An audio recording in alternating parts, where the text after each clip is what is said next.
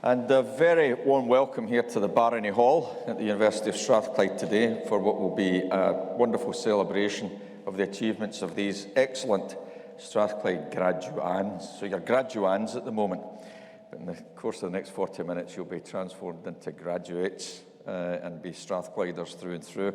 Very warm welcome to the families, the friends and the supporters of these excellent folk. We've got two faculties represented today, Faculty of Engineering, Faculty of Humanities and Social Sciences. I'm delighted to have two executive deans and associate principals here to join in the celebration. And you will be aware that this is our first in-person graduations for 2 years. It's incredible when you reflect on all that we've gone through. You today, of course, will enjoy the celebration. But I have 8,500 students who have not been able to enjoy a celebration such as this since the academic year 1920-2021, but we will catch up with them and give them the opportunity that you're about to experience, because that's what it's all about. And we're here, of course, in a slightly different configuration. We're socially distanced. The families and friends are somewhat separated from each other, which are right and proper. We're wearing masks. Shortly, when you are invited to do so, you come across the stage and I'll cap you. And when I cap you, of course, I'll be conferring a University of Strathclyde degree upon you. And whilst I'll be wearing a mask, we'll be a little bit socially distanced with this piece of furniture. This is an important piece of furniture we don't use normally, and we don't these days. This is the kneeler.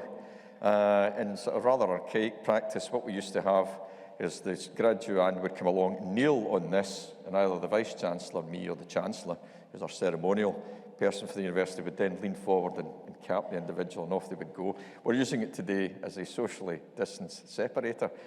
I knelt on this for the first time in 1978 for my BSc.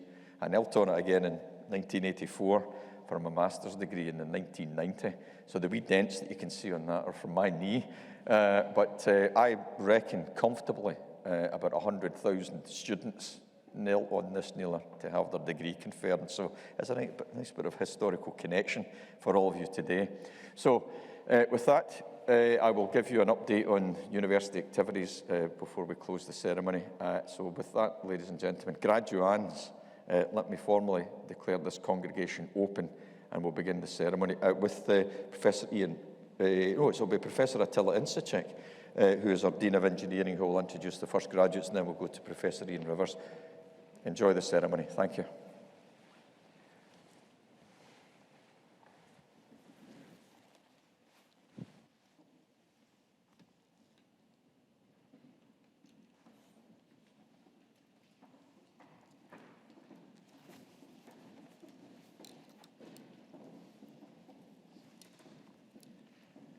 Principal and Vice-Chancellor, in the name of the University and by the authority of Senate, I present to you these students. For the degree of Bachelor of Engineering in Naval Architecture with Ocean Engineering, Rishabh Pratap Chowdhury.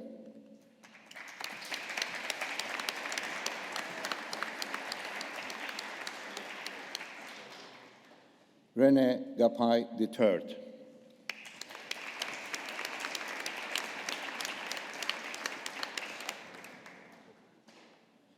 Jaspari Singh Amarjit Singh Manda.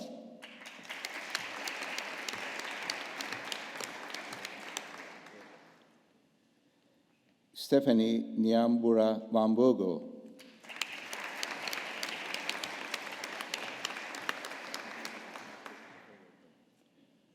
Umarai Ashfaq Ahmed Mohmin.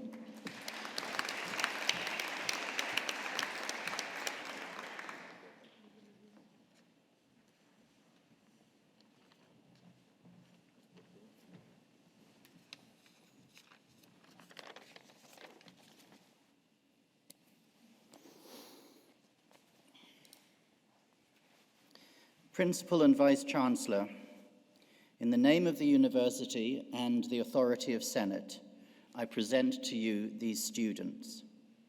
For the degree of Doctor of Philosophy, for research in physical activity for health, Hanouf A.M. Hassan.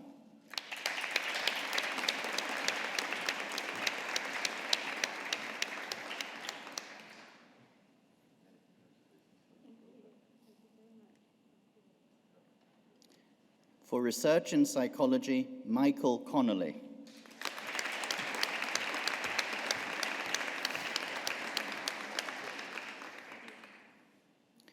For the degree of Master of Science in Counseling and Psychotherapy, Emma Jane Brown.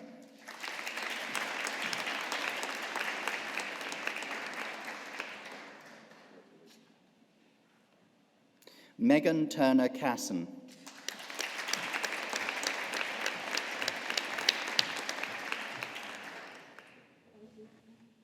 Michael David Cleary.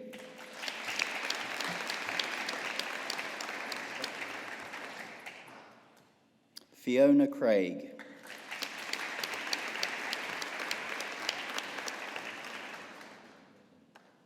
Neha Debir Middleton.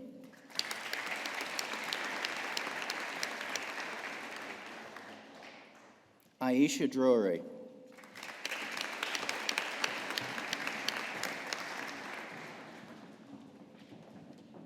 Jack Alexander Henderson.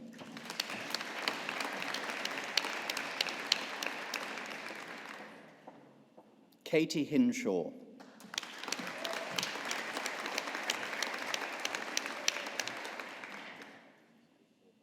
Avril Jane Leonard.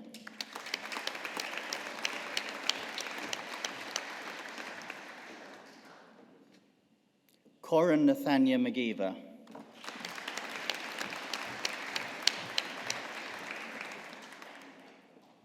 Naima Abdul Nazar.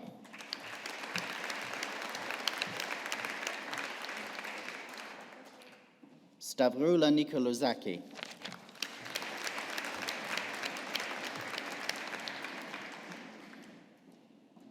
William John O'Hare Rennie.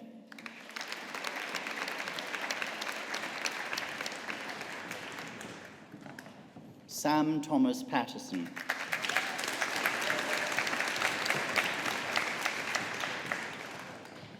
Sufia Salma Alia Sattar.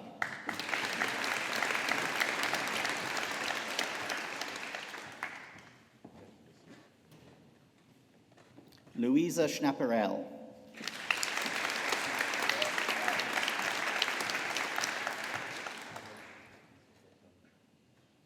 Diane Toner Scott.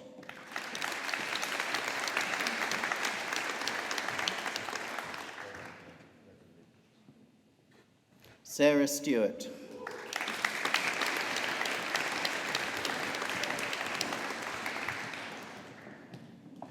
Christine Thompson.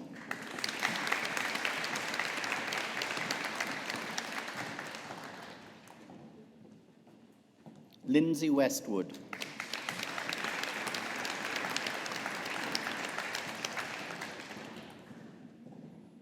Ailsa Young.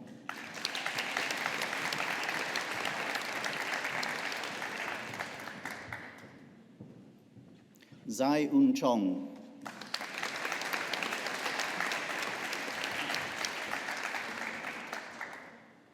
In clinical health psychology, Anik Ahmed.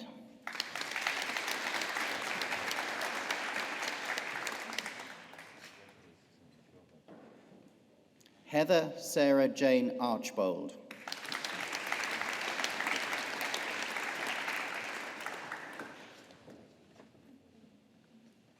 Roslina Asif.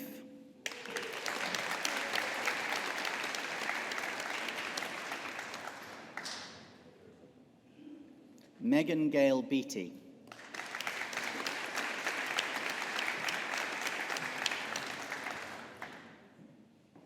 Sophie Eleanor Bowden.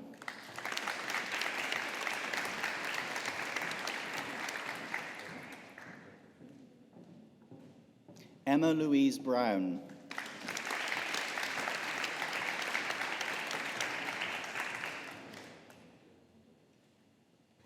Katie Campbell.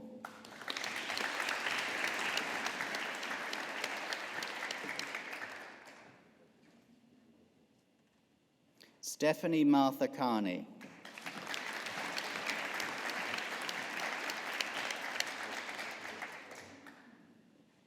Holly Clark.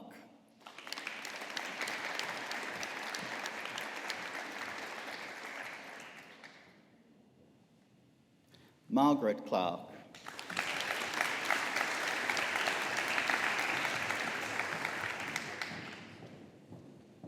Thomas Kastner Cole.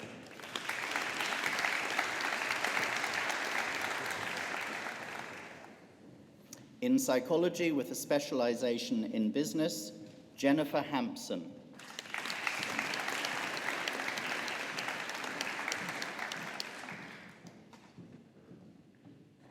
Declan Hogan.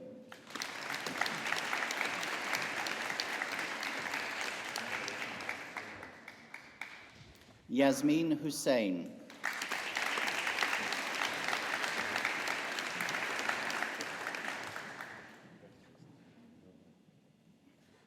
Amanda Jane MacDonald.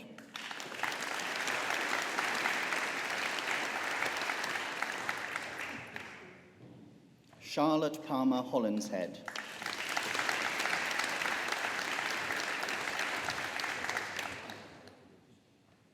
In research methods in psychology, Laura Manderson.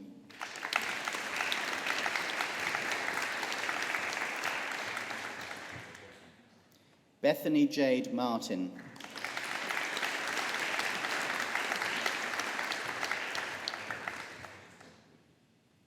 Graham Reed.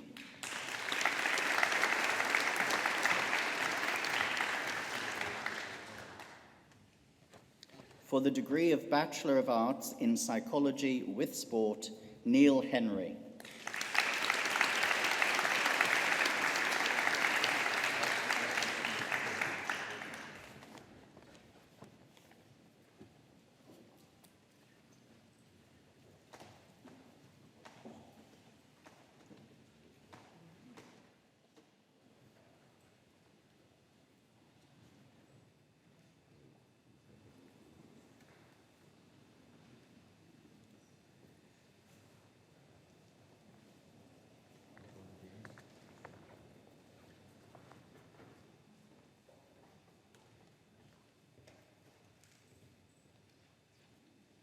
Well, ladies and gentlemen, let's give the class of 2021 a big, rousing, collective round of applause.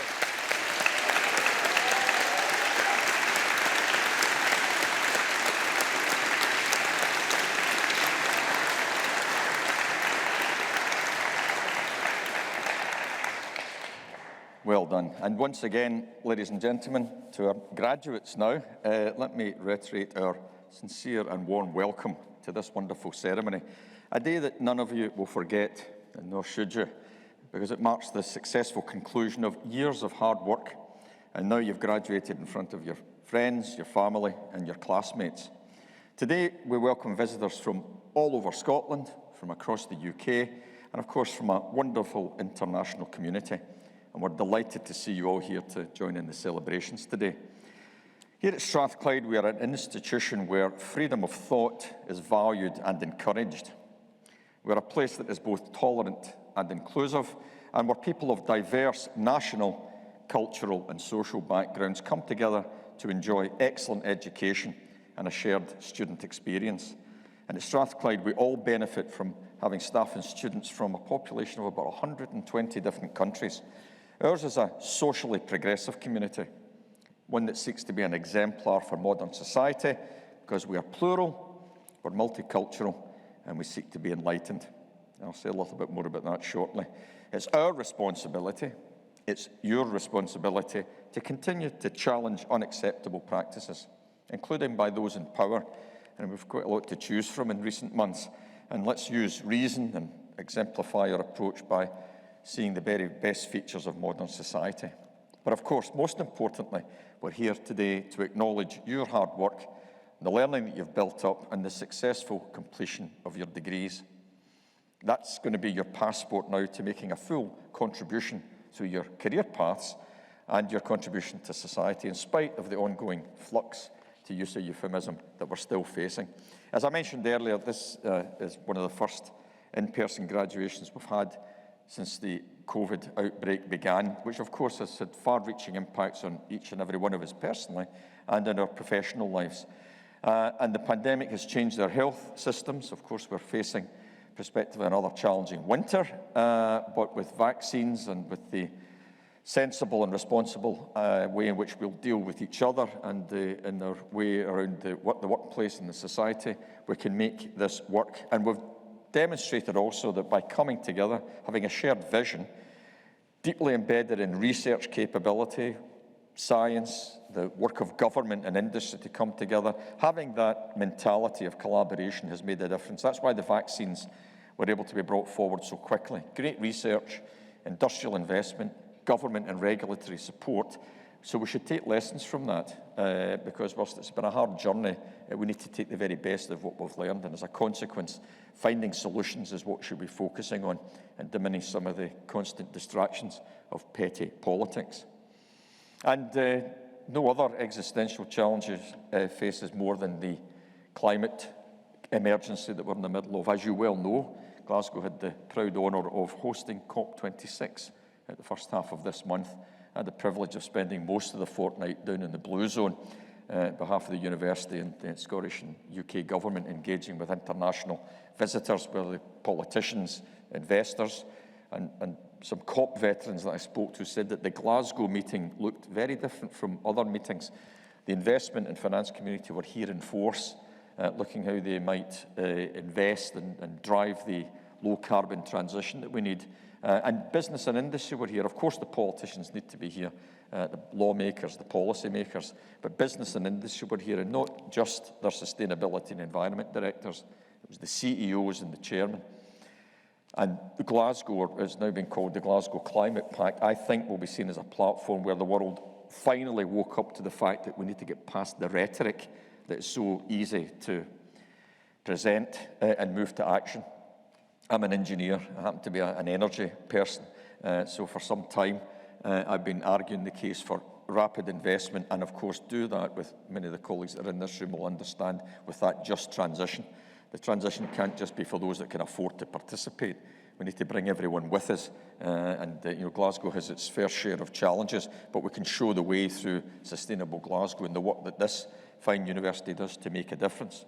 And, of course, we met many exciting, inspirational people, none more so than ex-President Barack Obama, who joined us a week past Monday on campus. It was a delight. We learned fairly late in the day that he was coming to us. He spent over 2 hours with us, having been down at the Clydeside, to use a euphemism, encouraging global leaders to do the right thing. And, you get things right, remember, graduates. You get things right by doing the right thing. And sometimes it can be challenging. But remember the values of your institution. We're people-centric. We seek to be ambitious, innovative, and collaborative. But let's be bold as well. You're in Glasgow. Bold can have a connotation of being gallous. That's an interesting word that some of you might know. But that's doing that with respect. And we need to have that values focus. And when Mr. Obama was here, he was interested in what we were doing in low-carbon systems and policy. But most importantly, he wanted to meet young people. Because it's all of you. It's your generation. You can't take the responsibility for the environment in which we live. My generation has to take that responsibility. But you're the leaders. You are the generation that will lead us through all of this. And regardless of what profession that you're in, today you're graduating from psychology and business and engineering. These are important professions. And as you take forward that thinking into your working lives and indeed the society and communities that you live with, bear in mind sustainability isn't for somebody else. Leadership and challenge isn't for someone else to do. That's for you to do. And take the courage of your convictions and the passport that you've got now in a Strathclyde degree to make a difference. And working hard, of course, is an important ethic for all of us. Thomas Edison, an electrical engineer, famous American inventor, I'm sure you've heard of him, was quoted as saying, genius is 1% inspiration, 99% perspiration. I think that's erring a wee bit too much on the perspiration side for my liking, but all of you have worked hard. And I was brought up here in Glasgow, the first one in my family to go to university in a sunny hamlet called Govan. My father and my 2 brothers worked in Fairfield shipyards. My dad was a rope maker. My 2 brothers, one was a shipwright, another one was a welder, and I got the privilege of standing in their shoulders with a very encouraging mother. And again, that's another euphemism. Encouragement felt more than that at times, to come here to Strathclyde, to get on my path to making a difference. And that's what you're embarking upon today. And Govan's motto, by the way, is sine or rather nihil sine labore, which means nothing without hard work. So you're all smart, you're all accomplished, you're all ambitious, and you'll have more fuel in your tank if you keep on that hard work ethic, which is taking you through your examinations and your achievements. And you've become Strathclyde alumni today. You're the latest of our torchbearers, just like the many generations of Strathclyders that have gone before you. And with all that you've successfully come through now, I'm sure you will do nothing other than agree with me that you wouldn't have done that without the backing, support and encouragement of the community of supporters around you, many of whom are in the hall today. It's fitting that we should acknowledge their contribution. So I would ask our new graduates and the staff with me today to say a big thank you to the families, friends and supporters for all that they've done.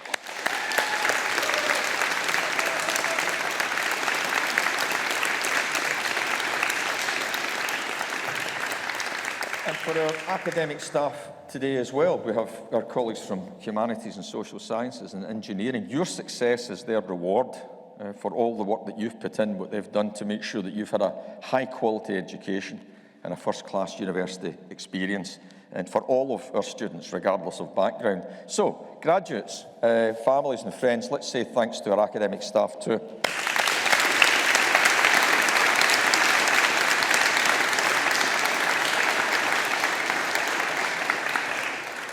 So, very briefly, some history about your place, my place, the University of Strathclyde. Please know that we are 225 years old as an institution. Some people think Strathclyde's only been around since 1964. We've got a Royal Charter in 1964. Before that, we were the Royal College of Science and Technology, and way before that, we were established in 1796 as Anderson's Institution. We retain, although 225 years old, we retain the spirit of being a 200-year-old startup with that same sense of excitement and purpose from the time of our establishment. And we've stayed faithful to our founding principles, which were established, and I quote in the language of the day, that we were established for the benefit of all mankind. Having been the only higher education institution to be established in Scotland during the Enlightenment, that gives us a very distinctive character, a time of challenge, a time of opportunity, a time of universities connecting to society. And I'd like to think Strathclyde does that today in the 21st century. I mentioned our founder, John Anderson. He was a professor of physics, or what would have been called natural philosophy back then at Glasgow University. And in his will, he wanted to have established a place of useful learning. And he worked very closely with the European thinkers of the time, the Enlightenment minds, including von Humboldt and Benjamin Franklin, whose name you'll be familiar with, an American inventor and scientist.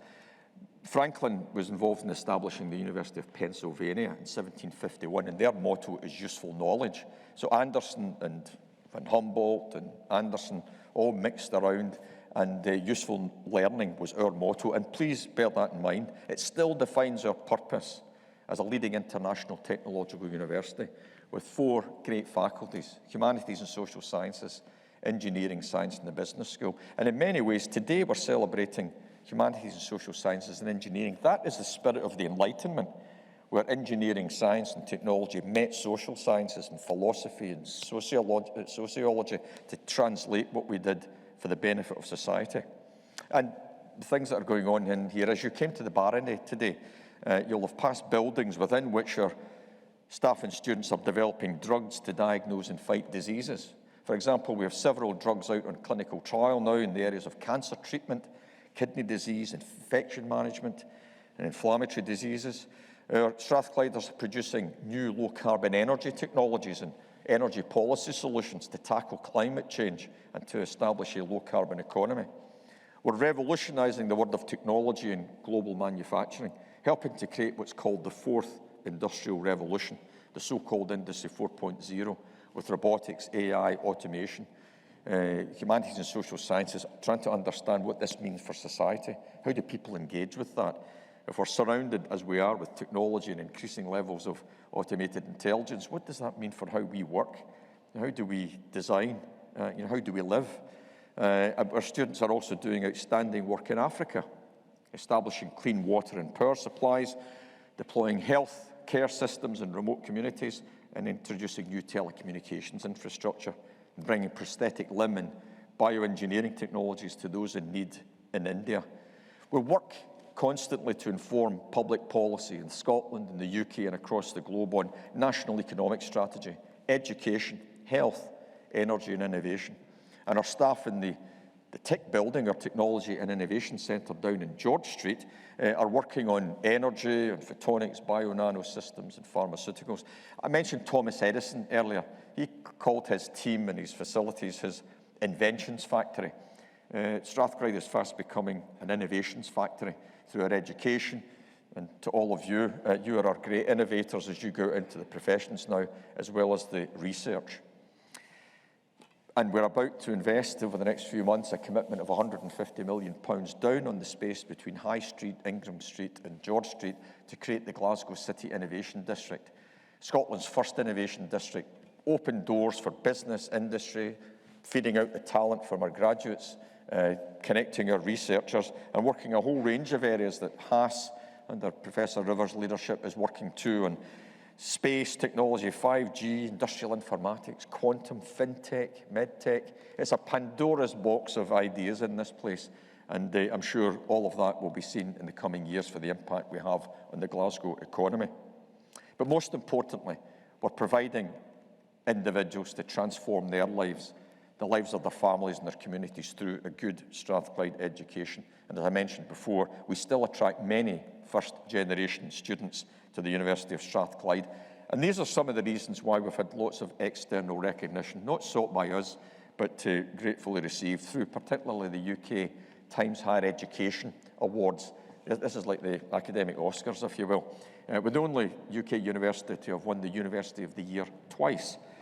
We've been the Entrepreneurial University of the Year, the UK's Business School of the Year, the Sunday Times Scottish University of the Year, the Herald's Higher Education Institution of the Year, and one that I particularly valued was the Higher Education Workplace of the Year, which talks not just about what we've done and what we've produced, but how we work and how we collaborate, deeply seated in our values. So, your university, Strathclyde, continues to develop the opportunities to make a disproportionate impact to society and the economy. As I stress principally again through all of you, it's our graduates that really make the difference. You're the leaders, you're the professionals, you're the innovators that will go into the workplace or whatever line of work that you seek to do, third sector, public sector, and make a difference, because we're a driver through useful learning for sustainable economic growth, and we've got a distinct role in all of that. And Strathclyde, just like any university, has to be seen as an investment, not a cost. Our budget is around about £400 million a year. It's a substantial organisation, about 100 million of which comes from Scottish Government. And in total in Scotland, the Scottish Government spends about £1.2 billion in higher education, for which they get about £10 billion impact on the gross value add in the Scottish economy. So it's a great return on the investment. And the two faculties that we're celebrating today gives me great optimism for even further contribution. Those of you that graduated from HAS today, you epitomise what education for the professions mean. We're proud of what you do, because what you do really is useful. You go out, you'll be transforming people's lives, you'll be impacting on their quality of life. And the HAS, I know in particular, spent a lot of time around COP. There were people down there talking about policy, talking about society's interaction with the climate, and very importantly, giving the rationale around how we must look after communities that are at risk. We have a very major programme that Professor Rivers and I were talking about only last night, called One Ocean Hub, led out of HAS, which is looking after those communities around the Pacific and Indian Oceans that are very much at risk. And it's your faculty that's doing the thinking about that international connectivity to give them a voice, and particularly look after women and children's interests, who tend to be at the wrong end of any impacts. But of course, the psychology work that some of you have been involved in has been absolutely terrific, and engaging very much between science and engineering as well. And our engineering colleagues, out at the airport, when you're next heading off to a holiday, hopefully not before too long, you'll see now two very large buildings alongside the runway, a very large one with a sort of serrated roof, purple roof. That's the National Manufacturing Institute for Scotland, and adjacent to it, the Medicines Manufacturing Innovation Centre, brought here to Scotland by Strathclyde's collaborations, and that's now called the Advanced Manufacturing Innovation District for Scotland. It's now approaching a £250 million capital investment. It's revolutionising manufacturing globally, and it's re-establishing Scotland as a place where manufacturing is alive and kicking. Too many people gave up manufacturing in the 60s and 70s. It's back and it's healthy, and it's touching shipbuilding, aerospace, all the way through to medtech and space technology. A little known fact, outside California, Glasgow makes and manufactures the largest number of satellites in the world. Who knew that? Well, some of us did, but we didn't talk about it enough. So that profile for Glasgow is important, and the engineering faculty, as you students in the engineering faculty will know, is making a difference. So let me move to the final comments. This is the exciting context within which you should be viewing your degrees. You're graduates now of a university that places students at the heart of everything that we do. We value excellence in education and in research, creating strong and meaningful relationships with society and business. And we're an international university. The world's best universities collaborate across the globe. And the company that we keep now speaks volumes about the journey we've been on over the past decade or so. In North America, our principal partners are Stanford and MIT, world top 10 institutions. New York University, and in Canada, a sister institution of ours, very much like us, the Waterloo University near Toronto. At the other side of the globe, in China, strong partnerships with the top two, Peking University and Tsinghua, as well as Hong Kong University of Science and Technology, and all points between deep relationships in the UK and across Europe. Because in spite of Brexit and the political flux, it's collaborations, trust, and confidence that make things happen. And Strathclyde maintains a strong catalytic effect on that collaboration for education and research. But most importantly, graduates, you've benefited from being part of an international university, helping you to emerge with the skills so necessary for yourselves and also for Scotland and your own countries where you may work to play a full part in the world. And you've been exposed to the richness and value of different cultures and traditions. And importantly, you'll be leaving today understanding your obligations as global citizens. Never forget that. And we don't forget our obligations in this city. I'm proud to say we remain the leading Scottish research-intensive university for opening our doors wide to young people from the most challenged backgrounds. This year, around 1,300 young people from the two most challenged quintiles in Scottish economy. Where I was brought up, people whose families have aspirations, young people have got the wherewithal, but they need the support, the encouragement, and the building up of their confidence to come in here. So we get them in here, we educate them and keep them in here, then we launch them into their careers. So let me conclude.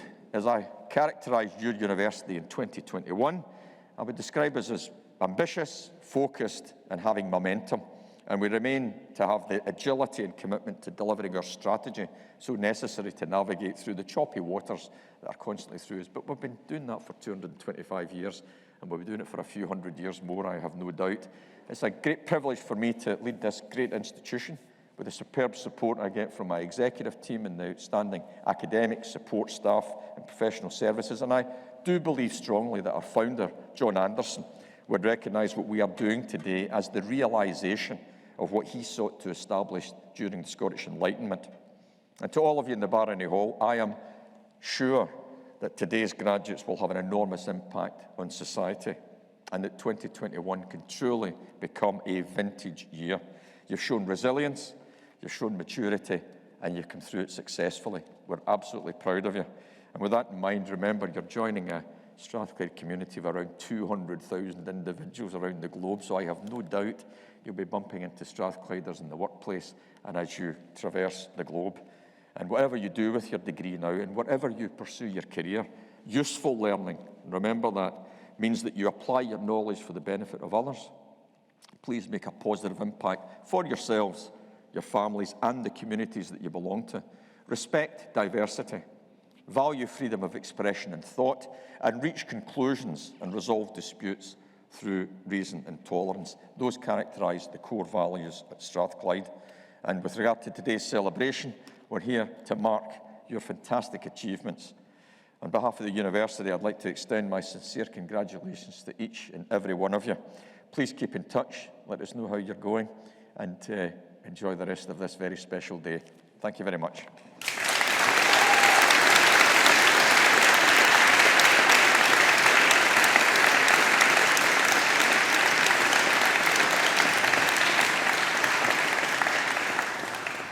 So the good news is, with an if there's any international visitors here, I can assure you that it's normally double-figure temperatures in Glasgow at this time of the year.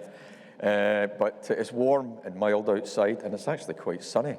So at the end of the ceremony, the stage party will process, being led by our wonderful piper, so you won't be able to miss us. We'll go through the back of the hall, and we're going to process to the Learning and Teaching building, where there's a reception for all of you. There'll be refreshments and nibbles. It would be a nice way for us to mix with you and maybe meet the families as well. So it's been a delight to have you here. And with that, ladies and gentlemen, I'll declare the congregation closed. Well done again.